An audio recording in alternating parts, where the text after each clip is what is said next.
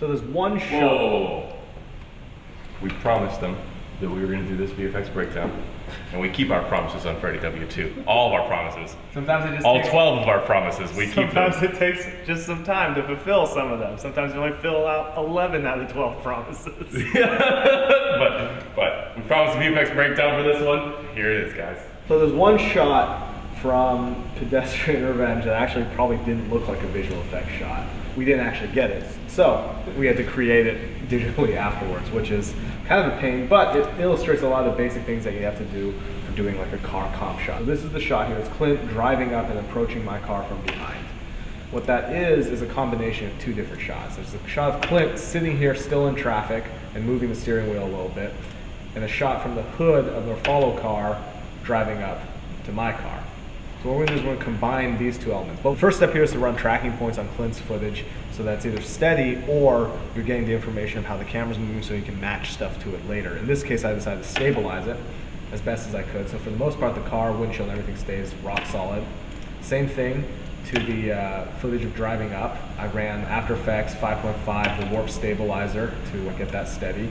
Since Clint's not moving in the shot, one of the things I did was I took the odometer and the speedometer, cut out the dials, and animated them moving up as if he was accelerating to the car, which kind of helps sell the effect.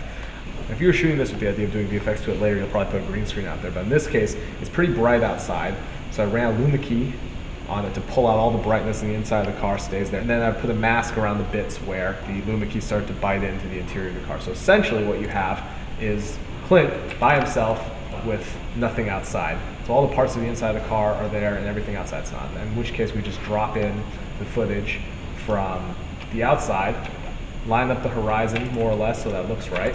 And from that point on, you'll have it looking pretty good already. Another thing is to put something up on the windshield, because right now the windshield's totally clean because we've cut it out completely. You can take a photograph of dust or smudges on glass. I'll put a couple links down. There's a site that has a bunch of like just stock photos of smudged up glass that you can take.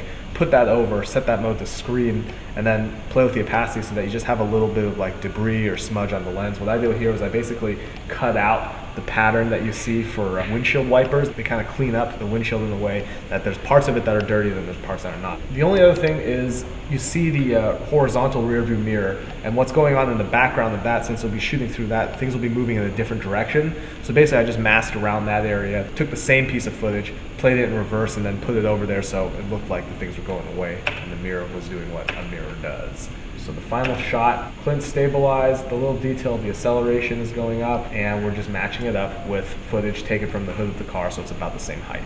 Now that you guys have seen what kind of a true ninja I am, a ninja warrior, let's break down the car transfer shot. The car transfer shot was the most difficult shot in there by far, and we made it more difficult by adding a handheld camera motion in there to really like sell the effect.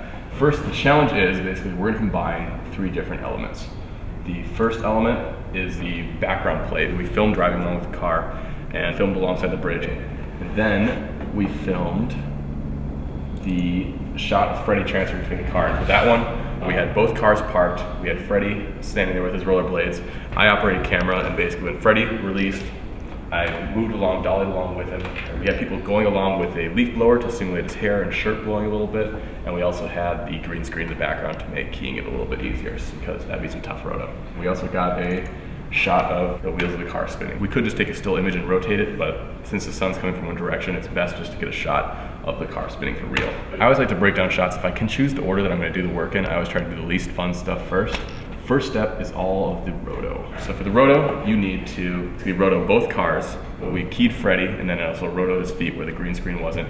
Roto both shadows of the cars independently, and also roto Freddy's shadow.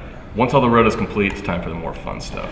The moving shot, we basically track it in 3D, so we get a 3D camera that moves with it, so we'll be able to put the background plate back in there. So we take the background plate and stabilize it by tracking the yellow line along the ground. Since it's moving sideways, we can't actually stabilize the entire thing completely, so we're just stabilizing the vertical motion so that the yellow line stays still. Once we have the camera 3D tracked and everything rotoed out, and we have the background plate stabilized, it's time to really put them together. And this is the fun part, because you really can see if it's actually gonna work.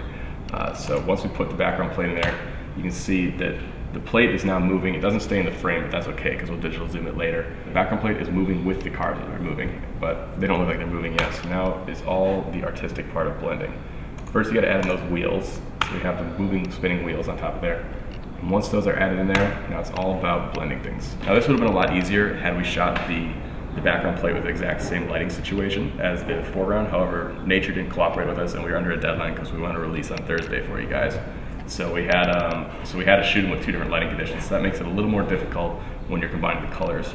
But basically, you add in by brightening up the background and darkening the cars and kind of taking the highlights down. We make it look like they're all kind of shot on a sunny day. Put those all together, blend them in. Of course, take the wheels and tint them. Since it's the same wheel on both cars, I tinted them so they're different. So Clint's car's got a slightly dirtier looking wheel, and the other one's got a cleaner looking wheel. Last step, and this is kind of the icing on the cake, is adding reflections back in. Because in a real moving car, you have the reflections going past. So we take the background plate and we duplicate it, and we layer it back on top of the cars and create the reflections that are passing over. We make it so the windshield's got the reflection passing, and they're all slightly different angles. After that, last step is to digital zoom it in and track it so that we have it so it fills the entire frame, so we don't have those black edges on there, and then we have a final effect.